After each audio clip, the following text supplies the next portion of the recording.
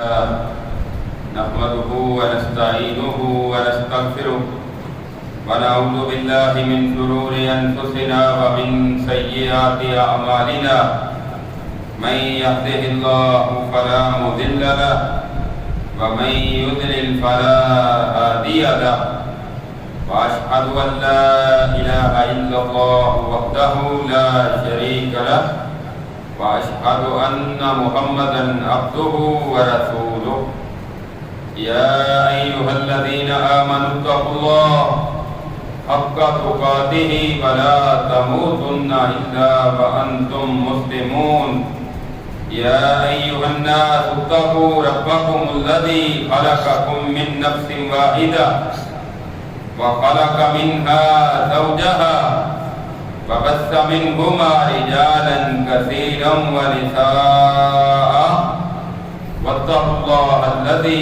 تساءلون به والأرحام إن الله كان عليكم رقيبا يا أيها الذين آمنوا اتقوا الله وقولوا قولا سديدا يصلح لكم أعمالكم ويغفر لكم ذنوبكم ومن يطع الله ورسوله فقد فاز فوزا عظيما أما بعد فإن خير الحديث كتاب الله وخير الهدي هدي محمد صلى الله عليه وسلم وشر الأمور محدثاتها وكل محدثة بدعة وكل بدعة ضلالة وكل ضلالة في النار اللهم صل على محمد وعلى آل محمد كما صليت على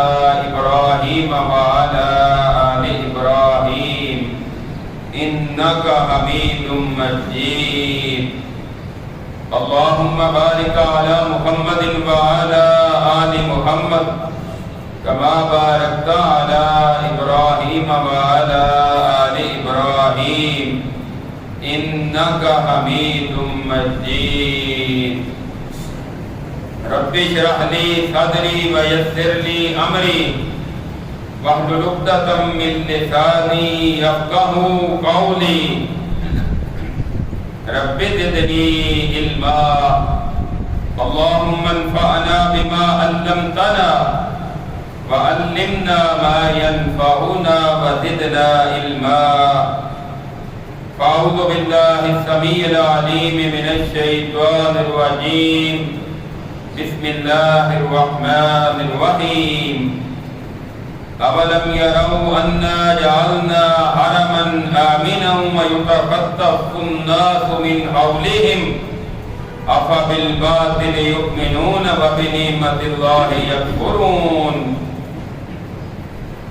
ہر قسم کی حمد و ثنا اس اللہ رب العالمین کے لیے جو ساری کائنات کا خالق مالک اور رازق ہے۔ درود و سلام امام الانبیاء سید الانبیاء سید الاولین والآخرین ساری کائنات سے افضل اور اعلیٰ جناب محمد الرسول اللہ صلی اللہ تعالی علیہ وسلم کی ذات گرامی پر۔ سامعین محترم،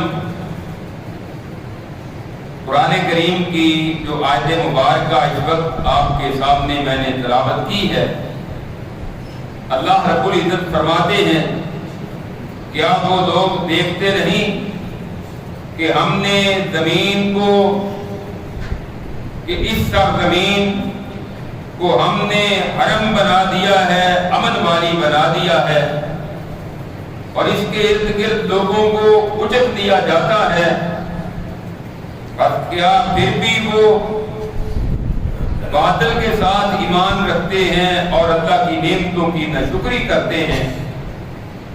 اس سے مراد اللہ رب العزت نے اس پوری سرزمین میں سے جو سب سے عظمت والا اللہ کا گھر مکہ مکرمہ ہے، اس کو اور اس کے گرد و نواح کو اللہ رب العزت نے جو عزت احترام عطا کیا ہے، کی طرف اشارہ کیا گیا ہے. جس دور میں نبی کریم صلی اللہ علیہ وسلم اس کائنات میں تشریف لائے، مکہ میں رہنے والوں کو اور بالخصوص حرم کے متولی قریشیوں کو ایک امن، احترام، تکریم اور جو مقام حاصل تھا وہ دوسرے لوگوں کو نہیں تھا. گرد و نواح میں چوریاں، ڈکیتیاں، وارداتیں، دہشت گردی ہوتی تھی، لیکن ان لوگوں کو اللہ رب العزت نے یہ مقام دیا تھا کہ یہ سفر کرتے تو لوگ ان کو کچھ نہیں کہتے تھے، کہتے کہ یہ حرم کے متولی ہیں، لہذا ان کا احترام اور ان کا اکرام ضروری ہے. اللہ رب العزت نے فرمایا کہ کیا وہ اس طرف غور نہیں کرتے کہ ہم نے اس سرزمین کو کس قدر عزت عطا کی، حرمت عطا کی اور امن والا بنا دیا. اور وہ کیوں نہ ہوتی؟ اللہ کے نبی جناب ابراہیم علیہ السلام نے اللہ رب العزت سے جو دعائیں کی تھی اس میں سے یہ دعا بھی تھی کہ اللہ اس شہر کو امن والا شہر بنا دے. اللہ رب العزت نے دعا قبول کی اور پھر ایسا امن اس کو ملا ہے کہ آج بھی وہ دنیا کے تمام ممالک میں اگر کوئی پرامن شہر ہے تو وہ شہر مکہ ہے. نبی کریم صلی اللہ علیہ وسلم کو جب مکہ سے نکلنے پر مجبور کر دیا گیا تو اس وقت آپ نے ارشاد فرمایا تھا واللہ انک لخیر ارض اللہ واحب ارض اللہ الی اللہ ولولا انی اخرجت منک ما خرجت. اللہ کی قسم تو پورے روئے زمین پر سب سے زیادہ بہتر جگہ ہے اور اللہ رب العزت کو ساری زمین سے محبوب اور اللہ کے ہاں پسندیدہ مقام ہے. اگر مجھے یہاں سے تجھ سے نکلنے پر مجبور نہ کیا جاتا تو میں کبھی بھی یہاں سے نکل کر نہ جاتا. تو بلا شبہ سعودی عرب میں اس کی جو حقیقی عزت اور شرف کی ایک بڑی وجہ ہے وہ حرمین شریفین ہیں. ایک مکہ مکرمہ جس کو اللہ رب العزت نے حرمت عطا کی، تکریم عطا کی، اور دوسرا حرم مدنی کہ نبی کریم صلی اللہ علیہ وسلم کی دعا کے ذریعے جس شہر کو اللہ نے حرمت والا شہر قرار دیا. یہ تو ایک بڑی وجہ ہے سعودی عرب کی کہ اس میں حرمین شریفین ہیں کہ جو پوری کائنات میں کسی اور جگہ نہیں ہے. لیکن اس کے ساتھ ساتھ اس مملکت میں بہت ساری خوبیاں ہیں کہ جن کے ذریعے آج بھی ان کا شرف، ان کا امن اور ان کی عزت دنیا میں تسلیم شدہ ہے اور دنیا اس کا اعتراف کیے بغیر نہیں رہ سکتی. آج میں خطبہ جمعہ میں مملکت عربیہ سعودیہ جو کہ ارض توحید ہے اس کی چند خوبیوں کو اور اس کے چند خصائل کا تذکرہ کرنا چاہتا ہوں تاکہ ہمارے ذہن میں بھی اور ہمارے حکمرانوں کے ذہن میں بھی یہ بات آ جائے کہ اگر ہم بھی اپنے ملک میں امن چاہتے ہیں تو پھر ہمیں بھی اسی طرح ان خصوصیات کو اور ان خوبیوں کو اپنے ملک کے اندر نافذ کرنا ہوگا اور ان چیزوں کو اختیار کرنا ہوگا. پہلی چیز کہ جس کی بنیاد، پہلی چیز کہ جس کے لیے اللہ رب العزت نے سارے کے سارے انبیاء علیہ السلام مبعوث کیے وہ ہے اللہ رب العزت کی توحید.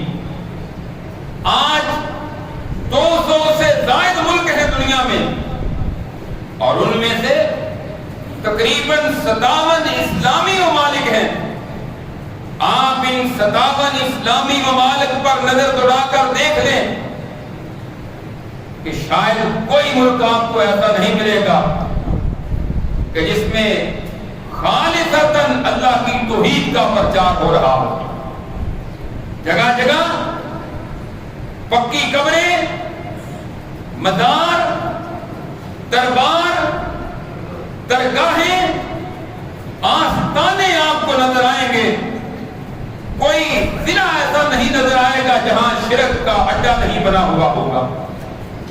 کوئی شہر ایسا نہیں ملے گا کہ جہاں غیر اللہ کی پوجا اور پرستش نہیں کی جاتی ہوگی. یہ ہمارے پاکستان کی کیفیت ہے کہ جو لا الہ الا اللہ کے نظریے پر قائم ہوا. باقی ممالک تو پھر مختلف بنیادوں پر قائم ہوئے. یہ پاکستان جو اسلام کے نام پر قائم ہوا ہے اس کی یہ کیفیت ہے. ہر کلومیٹر پر، ہر میل پر کوئی نہ کوئی شرک کا اڈا ہمیں نظر آتا ہے. لیکن آج بھی آپ سعودیہ میں جا کر دیکھیں کہ پورے ملک کے اندر کوئی مزار نہیں، کوئی دربار نہیں، کوئی آستانہ نہیں، کوئی درگاہ نہیں بنی ہوئی، کوئی پکی قبر آپ کو نظر نہیں آئے گی کہ جہاں لوگ اپنی حاجات کو لے کر جاتے ہوں اور وہاں جا کر اپنے سر کو جھکاتے ہوں اور ایک رب کو چھوڑ کر غیر اللہ کے نام کی نظر و نیاز جا کر پیش کرتے ہوں. کوئی ایک جگہ بھی آپ کو پورے ملک میں نظر نہیں آئے. حالانکہ سعودیہ جو ہے وہ پاکستان سے 2 گنا بڑا ہے. یعنی رقبے کے اعتبار سے ہمارا ایک حصہ اور 2 گنا مزید رقبہ لے تو 1 سعودی عرب بنتا ہے. آبادی بہت تھوڑی ہے ہماری نسبت، لیکن اتنے بڑے رقبے میں کس قدر امن قائم ہے اس کی ایک بڑی وجہ اللہ کی توحید ہے کہ جہاں توحید ہوگی وہاں اللہ رب العزت کی طرف سے امن قائم ہوتا ہے. سعودیہ کے جو بڑے بڑے مذہبی رہنما ہیں یا سیاسی قائدین یا ان کے حکمران، ان کی بھی آپ کو کسی جگہ پکی قبر نظر نہیں آئے گی. سعودیہ کے مفتی اعظم گزشتہ دور میں جو گزرے ہیں عبدالعزیز بن باز رحمۃ اللہ علیہ، اور ان کے ساتھ ایک بڑے نامور عالم دین ابن عثیمین رحمہ اللہ، ان کی قبریں بھی آپ کو اسی طرح نظر آئیں گی جس طرح باقی لوگوں کی قبریں بنی ہوئی کچی قبریں نظر آتی ہیں. ہمارے پاکستان کے ایک عالم دین ہے مولانا اقبال کیلانی صاحب، ہمارے یہاں مادی ہیں، ان کے رشتہ دار ہی ہیں. وہ گزشتہ لمبے عرصے سے 40-45 سال سے سعودیہ میں مقیم ہے. وہ کہتے ہیں کہ شاہ خالد جو موجودہ حکمران شاہ سلمان ہیں، ان سے پہلے ان کے بھائی شاہ عبداللہ تھے، ان سے پہلے شاہ فہد تھے، ان سے پہلے شاہ خالد تھے. کہتے ہیں 1981 کی بات ہے جب ان کی وفات ہوئی تو ریاض شہر جو دارالحکومت ہے ان کا، کہتے ہیں میں ان کی جنازے اور تدفین میں شریک ہونے کا موقع ملا تو دیکھا کہ ساری کی ساری وہاں شاہی خاندان کی قبریں ہیں اور کچی قبریں ہیں. ایک ہمارے دوست نے پوچھا ان سے کسی سعودی سے کہ شاہ فیصل کی قبر کہاں ہے؟ کہنے لگا کہ تم نے اس کو کیا کہنا ہے؟ کہتا میں نے اس کے لیے دعا کرنی تھی. کہنے لگا یہاں مسلمانوں کے لیے دعا کرو، اس کو بھی پہنچ جائے گی کہ شاہ فیصل ان کا اس سے پہلا حکمران اور اس سے پہلے شاہ سعود اور پھر اس سے پہلے ان کے والد شاہ عبدالعزیز 1932 میں جنہوں نے سعودی عرب کی اکثر نو بنیاد رکھی اور اس کو عہد توحید کے دور پر اس مملکت کو اس دنیا میں پیش کیا، تو آج اس شاہ عبدالعزیز، شاہ فیصل، شاہ فاہد، شاہ عبداللہ کسی کی قبر بھی کہتے ہیں کہ وہاں پکی قبر نہیں، نہ کسی کی قبر پر پھول پڑے ہوئے ہیں، نہ کسی کی قبر پر کوئی تختی لگی ہوئی ہے۔ حالانکہ ان کے لیے کیا مشکل ہے، وہ تو سونے کی تختیاں اور سونے کی قبریں بھی بنانا چاہے تو ان کے لیے کوئی مشکل کام نہیں ہے، لیکن اللہ نے ان کو دین کی سمجھ دی۔ ہمارے ہاں یہ آپ علاقے کے قبرستان میں چلے جائیں، یہاں اس قبرستان میں ایک دن جنازے کے لیے گیا تو وہ کہنے لگا جی یہ 40,000 کی سلیب لا کر انہوں نے یہاں قبر کے پیچھے لگائی ہے، تختی لگائی 40,000 کی۔ ایک چھوٹی سی بات ہے، معمولی سی بات ہے، اور اس طرح کی ہزاروں قبریں یہاں موجود ہیں۔ بہت ساری قبریں کہ جن کو گنبد بنایا جاتا ہے، مزار بنائے جاتے ہیں، اور ان قبروں کے اوپر پھر اللہ رب العزت سے بغاوت کر کے وہاں شرک کو پروموٹ کیا جاتا ہے۔ آج سعودی عرب ایسا ملک ہے کہ جہاں صرف اور صرف اللہ کی توحید کا پرچار ہوتا ہے، وہاں شرک کی آمیزش نہیں ہوتی۔ یہ پہلی خوبی ہے جو اللہ رب العزت نے ان کو عطا کی ہے۔ دوسری چیز، اسلام میں سب سے اہم عبادت نماز ہے۔ آج بہت ساری کمزوریوں کے باوجود عربوں کو آپ دیکھیں، جگہ جگہ مساجد بنی ہوئی، اور پھر سعودی حکومت اپنے خرچے پر اور کچھ مخیر حضرات اپنے خرچے پر مساجد تعمیر کرتے ہیں۔ ہر علاقے میں، ہر محلے میں، ہر شہر میں، ہر شاہراہ پر، ہر روڈ اور راستے پر خوبصورت مساجد تعمیر کی گئی ہے، اور اکثریت جو ہے وہاں لوگوں کی نماز کی پابندی کرنے والی، اکثریت نماز کی پابندی کرنے والی۔ ہمارے ہاں تو شاید 10% بھی ایسے نہیں ہوں گے جو نماز کی پابندی کرنے والے۔ وہاں بہت ساری کمزوریوں کے باوجود سعودی عرب کی اکثریت آج بھی نماز کی پابندی کرنے والی۔ میں یہ واپس جب آ رہا تھا تو مغرب کی نماز کا ٹائم ہوا، جہاز اڑ چکا تھا، تقریباً کوئی گھنٹہ گزر چکا تھا، تو میں نے کہا نماز پڑھ لیتے ہیں۔ تو جو جہاز کا پائلٹ تھا اور اس کے ساتھ باقی عملہ، وہ بھی آ گیا نماز کروانے کے لیے۔ انہوں نے کہا جی ہم نے بھی نماز پڑھنی ہے، اور الحمدللہ جہاز کے اندر نماز پڑھی۔ تو ہمارے یہاں پاکستان میں ان چیزوں کا تصور ہی نہیں، نماز کی پابندی کرتے ہیں۔ آج بھی ان کے اندر یہ خوبی پائی جاتی ہے، اور ہمارے ہاں نماز کی پرواہ ہی نہیں ہے۔ وہاں دفاتر کے اندر سرکاری ہو یا غیر سرکاری مساجد کی تعمیر ہوتی ہے، اور نمازوں کے ٹائم پر سب کو ترغیب دی جاتی ہے، بلکہ پہلے تو اس سے بھی بہت زیادہ اہتمام تھا۔ امر بالمعروف و نہی عن المنکر ان کا ایک شعبہ ہے۔ نمازوں کے اوقات میں کسی کو دکان کھولنے کی جرت نہیں ہوتی تھی۔ ہمارے پاکستانی آج بھی جب نماز کا ٹائم ہوتا ہے اندر دکان کے داخل ہو کے چھپ کے بیٹھ جاتے ہیں، چلو نماز پڑھی جائے، وگرنہ وہ کہتے ہیں کہ دکانیں کھلی ہیں تو کھلی رہے، جا کے سب نماز پڑھو، نماز پڑھ کے واپس پھر آ جاؤ۔ یعنی نمازوں کے اوقات میں نمازوں کی پابندی یہ بہت بڑی خوبی ہے۔ ہمارے ہاں نمازیں ہوتی ہیں، مارکیٹیں کھلی ہوئی، جمعہ ہو رہا ہے، مارکیٹیں کھلی ہوئی، لوگ دفاتر میں بیٹھے ہیں، کسی کو پرواہ تک نہیں کہ ہم پر اللہ کی طرف سے کوئی فریضہ عائد ہوا ہے اور ہم نے اس کو پورا کرنا ہے۔ یہ بہت بڑی خوبی ہے ان لوگوں کی۔ اور تیسرا، اسلام میں نماز کے بعد جس کی اہمیت ہے ارکان اسلام میں، وہ زکوٰۃ ہے۔ سعودیہ میں زکوٰۃ کا نظام بھی بڑا مستحکم ہے کہ زکوٰۃ دینی لازم ہوتی ہے۔ یہاں تو جب دیور حق نے بھی زکوٰۃ پر پابندی کا کہا تھا تو کچھ لوگ ایسے تھے، انہوں نے کہا جی ہمارا مسلک اس میں زکوٰۃ ہے ہی نہیں، انہوں نے یہ کہہ کہ وہاں جان چھڑوا دی۔ تو وہاں ایسا نہیں ہے، بلکہ زکات کے علاوہ ان کے اندر صدقہ خیرات کا اتنا جذبہ ہے کہ رمضان المبارک میں لاکھوں لوگ بیت اللہ میں اور مسجد نبوی میں لاکھوں لوگ، ایک اندازے کے مطابق 30-40 لاکھ لوگ ہوتے ہیں، اور ہر ایک کو اس کے جہاں بیٹھا ہوتا ہے اس کے بعد افطاری پہنچتی ہے۔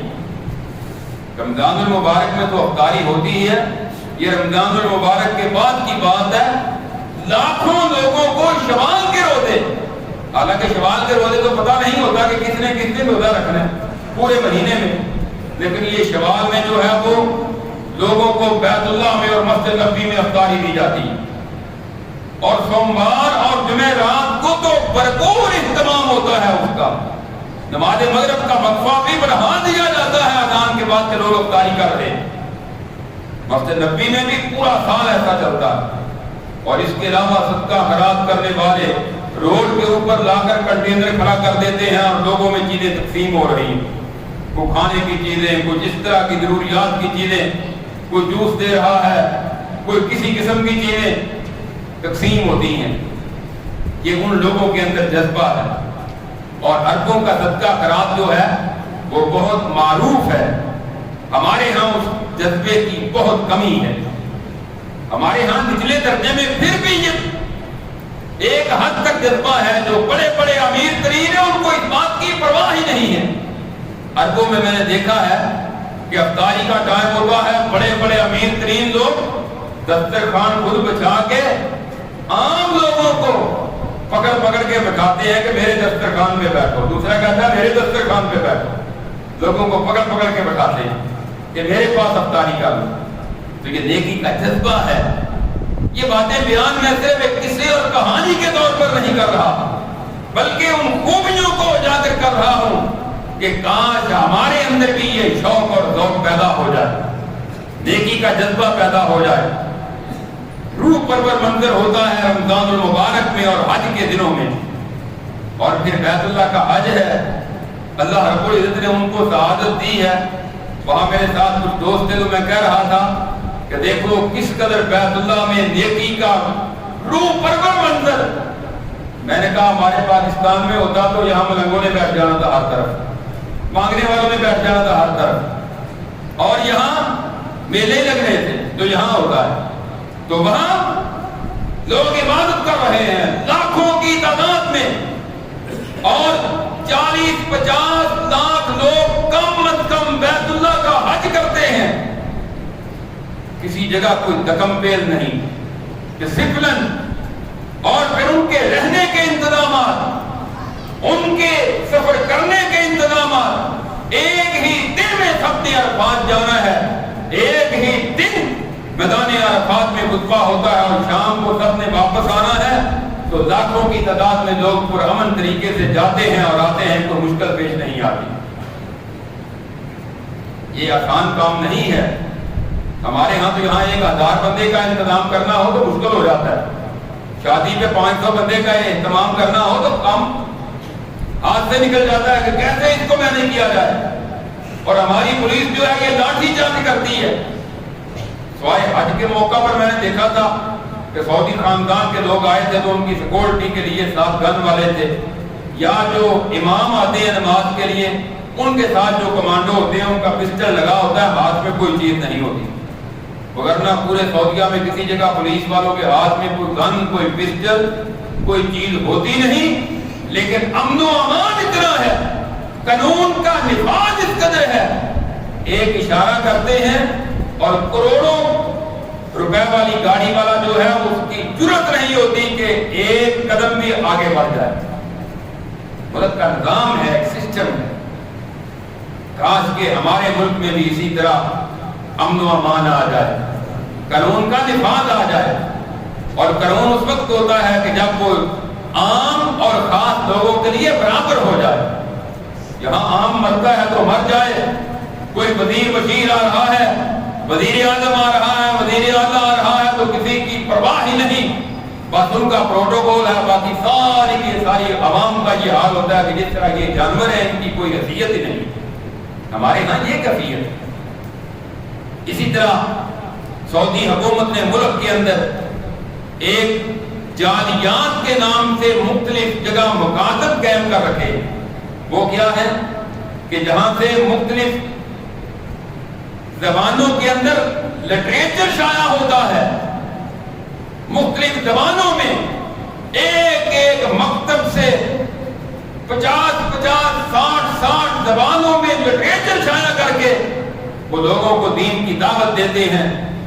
شاید پوری دنیا میں جو مسلمان ہوتے ہیں ان سب کے پیچھے سعودیہ کی محنت ہوتی ہے. وہاں سے لٹریچر جاتا ہے پوری دنیا میں، اور وہاں مختلف کمپنیوں میں بڑے بڑے مخیر حضرات ہیں جو ان کو گاڑیاں لے کر وقف کر دیتے ہیں کہ یہ اتنے لاکھ روپے کی گاڑی ہے، یہ آپ کے مکتب کے لیے وقف ہے، آپ لوگوں کو جا کر دین کی دعوت دیں. اور پھر وہ جا کر لوگوں کو دین کی دعوت دیتے ہیں. اور اس طرح بہت سارے مسلمان سعودیہ میں جو جاتے ہیں گرد و نواح دیگر ممالک سے، تقریباً 90% ایسے ہوتے ہیں کہ جن کے عقائد کی بھی اصلاح ہو جاتی ہے اور وہ نماز کی پابندی کرنا شروع ہو جاتی ہے. جہاں کئی لوگ ایسے ہیں کہ جنہوں نے کبھی حق کی طرف آئے ہی نہیں، کبھی دین کو سمجھا ہی نہیں، کچھ سال بعد دیکھتے ہیں تبدیلی کرتے ہیں، بس وہ سعودیہ میں چلے گئے تو وہاں تبدیلی آ گئی. یعنی وہاں لوگوں کو تک دین کی دعوت پہنچائی جاتی ہے اور لوگوں کو حق بات اور ان کے عقائد کی اصلاح کی جاتی ہے. اس کا نتیجہ یہ ہوتا ہے کہ لوگوں کے اندر تبدیلی آ جاتی ہے. اسی طرح سعودی حکومت کا ایک بڑا کارنامہ شاہ فہد رحمہ اللہ نے مدینہ منورہ کے اندر ایک عظیم شاہ فہد قرآن کریم پرنٹنگ کمپلیکس کے نام پر ایک ادارہ قائم کیا جو کہ مربوں کے اوپر محیط ہے، مربوں پر پھیلا ہوا ہے، اور اس میں 80 زبانوں میں قرآن کریم کا ترجمہ شائع کیا جاتا ہے. اور اس کی تعداد کو آپ سن لیں تو حیران رہ جائیں کہ ایک سال میں 1 کروڑ 80 لاکھ قرآن کے نسخے جو ہے وہ تیار ہوتے ہیں. یعنی ایک دن کے اگر آپ نکالیں گے تو 50,000 قرآن کے نسخے ایک دن میں چھپتے ہیں. آپ اندازہ کریں ایک دن میں 50,000 قرآن کے نسخے، اور 15 لاکھ ایک ماہ میں، اور 1 کروڑ 80 لاکھ قرآن کریم کے مصحف وہ ایک سال میں وہاں سے شائع ہوتے ہیں. ہر حج پر جانے والے کو ایک نسخہ دیا جاتا ہے، اور وہاں سے سعودیہ میں اور دیگر دنیا کے مختلف ممالک میں قرآن کریم جو ہے وہ فری تقسیم کیے جاتے ہیں. ہمارے ہاں بھی اوقاف ہے، محکمہ اوقاف، لیکن یہ شاید مزاروں کی حد تک محدود ہو گیا ہے، اور انہوں نے شاید پوری زندگی میں 50,000 شائع نہ کیے. وہ ایک دن میں 50,000 قرآن کے نسخے جو ہیں وہ شائع کرتے ہیں. اور خوبصورت کاغذ، اور یہ گزشتہ جو حکمران گزرا ہے شاہ عبداللہ، اس نے ایک قدم اور بڑھایا. اس نے کہا طباعت حدیث کے لیے بھی، یعنی قرآن کریم کے ساتھ ساتھ حدیث نبوی کی اشاعت کے لیے اس نے ایک اپنے خرچے پہ الگ ادارہ قائم کر دیا. اور وہ مسجد نبوی کے سامنے میں نے دیکھا ہے ان کے بہت بڑے دفاتر ہیں کہ جس کے اوپر لکھا ہوا تھا کہ یہ طباعت حدیث کے لیے جو ہے وہ بہت بڑا ایک پلازہ بنا ہوا ہے، ایک ٹاور ہے کہ جس کے اندر اس کے دفاتر ہیں، اور شاید وہ ادارہ بھی اب کام کر رہا ہوگا. تو یہ بڑی بڑی ان کی خدمات ہیں. اسی طرح شاہ سلمان نے قرآن کی خطاطی کے مقابلے کے لیے ایک اعلان کیا کہ قرآن کریم کی خطاطی خوبصورتی کو دیکھا جائے گا اور اس کا مقابلہ کروایا جائے گا، اور جو بڑے بڑے مقابلے میں حصہ لینے والے ہوں گے ان کو بڑے بھاری انعام دیے جائیں گے. ہمارے یہاں بھی مقابلہ ہوتا ہے، ہماری پنجاب گورنمنٹ نے اعلان کیا ہے نا، بلکہ ہو گیا ہے اور کچھ ہو رہے ہیں، شاید اسکولوں میں موسیقی کا مقابلہ کرایا جائے گا. شرم نہیں آتی؟ پہلے اسکولوں میں کالجز میں تلاوت کا، قرات کا، نعت کا مقابلہ ہوتا تھا، تقریر کا مقابلہ ہوتا تھا، وہ تو اچھی بات ہے. اب موسیقی کا مقابلہ بھی کروایا جائے گا. کیا اللہ نے تمہیں اقتدار اس لیے دیا ہے کہ تم آ کر بے حیائی کو پروموٹ کرو؟ رسول اللہ علیہ وسلم نے فرمایا کہ مجھے بھیجا گیا ہے کہ میں گانے بجانے کے آلات کو ختم کر دوں، ان کو توڑ دوں، ان کا خاتمہ کروں. اور یہ گانے بجانے کو پروموٹ کر رہے ہیں. اور کوئی گلوکار مر جاتا ہے، پچھلے دنوں اخبار میں دیکھا کہ ایک بیمار ہے، کہنے لگے یہ ہمارے ملک کا بڑا سرمایہ ہے. اور تمہارے ملک کا سرمایہ وہی ہے جو بے حیائی کو پھیلانے والے، جنہوں نے ساری عمر دین کی خدمت کی ہے، ان کو کوئی پوچھنے والا نہیں. اور سعودیہ حکومت اپنے خرچ پر مساجد تعمیر کرواتی ہے. ہمارے ملک میں مساجد تعمیر تو نہیں کروائی جاتی، البتہ مندروں کے لیے اور مزاروں کے لیے فنڈ ضرور قائم کیا جاتا ہے. یہ اربوں روپیہ یہ جو عبوری حکومت تھی، اس نے پنجاب میں مختلف مزاروں کی رینوویشن پر اور ان کی تزئین و آرائش پر اربوں روپیہ خرچ کیا گیا، جہاں جا کر لوگوں کو شرک کرنے میں سہولت ہو، آسانی ہو. اللہ ان کو ہدایت عطا فرمائے.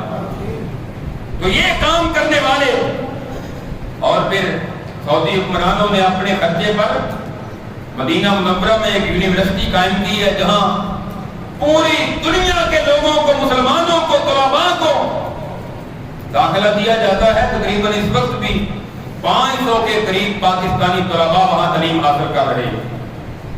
اور جامعہ اسلامیہ مدینہ یونیورسٹی جسے کہا جاتا ہے، اور مکہ میں ایک یونیورسٹی قائم کی ہے جسے جامعہ ام القرآ، اس کی جو طلباء کی جو برانچ ہے وہ عرفات میں ہے، اور طالبات کی مکہ شہر کے اندر ہے. 850 ریال ان کو ماہانہ وظیفہ دیا جاتا ہے ایک طالب علم کو.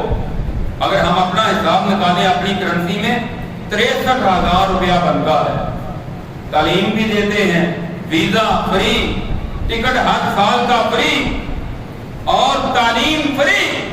اور اس کے ساتھ پاکستانی کرنسی کا اندازہ کریں تو ایک طالب علم کو ماہانہ 63,000 روپیہ دیا جاتا ہے اس کے دیگر اخراجات کے لیے. اسی طرح سعودیہ حکومت نے پاکستان اور دیگر جو مسلمان ممالک ہیں ان کے ساتھ جو تعاون کرتی ہے، اس کی بھی شاید دنیا میں مثال نہیں ملتی. نواز شریف نے جب ایٹمی دھماکے کیے پاکستان میں، تو دنیا نے پاکستان پر کفار کے ظالم حکمرانوں نے پابندیاں عائد کر دی. انہوں نے کہا کہ پاکستان کو ڈیفالٹر کر دو. اس وقت کون تھا؟ اگر آپ کو نظر آئے گا تو وہ سعودی عرب نظر آئے گا، جنہوں نے کہا تھا کہ ہم آپ کو مفت میں تیل دیتے ہیں، آپ کو ڈیفالٹر نہیں ہونے دیں گے. اور اس سے پہلے شاہ فیصل نے بھٹو کے ساتھ تعاون کیا اور ہم اس مقام اور مرتبے تک پہنچے. اور پھر اس کے بعد کل کی اخبار میں نے دیکھا ہمارے وزیر اعظم صاحب نے کہا تھا کہ اب سعودیہ کی طرف ہماری نظریں ہیں کہ وہاں سے آئے گا انشاءاللہ فنڈ، اور پھر ہم مزید آگے بڑھیں گے.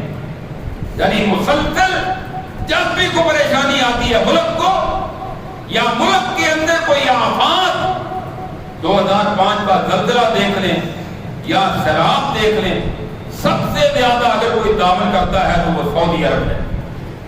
اور اس نے پھر اپنے ملک کے اندر سڑکوں کی جال بچھائے، لوگوں کو سہولیات، پانی ٹینکروں کے اندر آتا ہے. مکہ شہر میں پانی نہیں ہے، لیکن کبھی ایسا نہیں ہوگا کہ کسی ہوٹل میں پانی ختم ہو گیا کہ آج پانی نہیں آ رہا.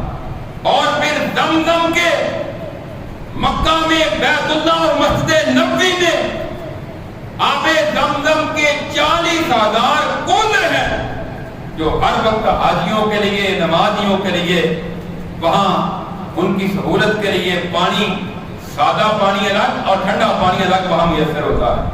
اور اس کے لیے ہزاروں ملازمین انہوں نے رکھے ہوئے، مردوں کے لیے مرد، اور عورتیں جہاں نماز پڑھتی ہیں ان کے اندر عورتیں ہوتی ہیں کہ جو ان کو پانی میسر کرتی ہیں.